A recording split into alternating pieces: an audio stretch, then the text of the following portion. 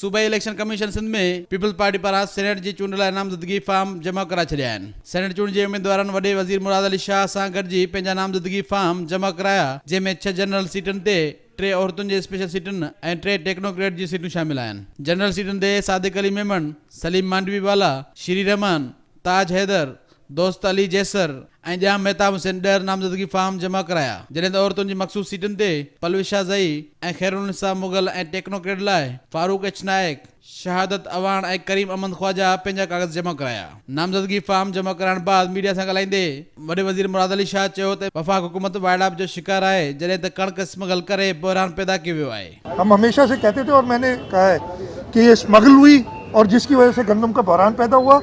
हमें इल्ज़ाम अभी भी देते हैं। फेडरल कैबिनेट, बड़ी हैरत की बात थी कि फेडरल कैबिनेट में ये कहा जा रहा है कि सिंध ने होर्डिंग की, यानी सूबे ने होर्डिंग की। आप समझ सकते हैं इस बात को? होर्डिंग क्या की? हमने गंदम रिलीज़ हम करते हैं अक्टूबर नवंबर के महीने में हर साल। मार्च अप्रैल में तो गंदम की नई फसल आती है, गंदम वाफिर मकदार में होती है।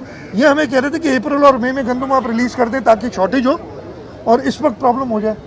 हमने जो हमारी रिलीज पॉलिसी हर साल रही है वो कि इन लोगों ने वो गंदम एक्सपोर्ट करा के या स्मगल करा के बहरान पैदा किया। वॾे वज़ीर चयो त सेनेट जी चूंड कराइण इलेक्शन कमीशन जो कमु आहे, जेको सीक्रेट बैलेट पेपर ज़रिए कयो वेंदो। ओपन बैलेट ज़रिए चूंड गैरानी हूंदी। आइन के मुताबिक आर्टिकल 226 है, उसमें बहुत वाज़ेह तौर पे लिखा हुआ है कि आइन के तहत जो भी इलेक्शन होंगे वो सीक्रेट बैलेट से होंगे।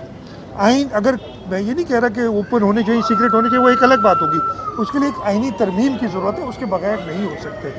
मुझे पूरा यकीन है कि अदालत उस्मा इस बात का पूरा ख्याल रखेगी कि आइन के मुताबिक फैसला करेगी। वॾे वज़ीर चयो त अफ़सोस आहे जो सदन दरख़्वास्त ते नामज़दगी फॉर्म जी तारीख़ न वधाई वई ऐं जॾहिं फॉर्म जमा कराए वञनि पिया त तारीख़ वधाई वई आहे। उन खां अॻु पीपल्स पार्टी जे अॻुवान श्री रहमान चयो त ॿियनि खे फ़ाइदो पहुचाइण लाइ इलेक्शन कमीशन वक़्तु वधाए छॾियो आहे। लॻे थो का बि तयारी न आहे, टिकट बि जारी करण में ग़लती थी आहे। सेनेट जी नामज़दगी फॉर्मनि जी तारीख़ वधाईंदे 15 फरवरी मुक़ररु कई वई आहे। कैमरामैन गुलाम मुस्तफ़ा सां गॾु अब्दुल्ला सोलंकी, सिंध न्यूज़, कराची।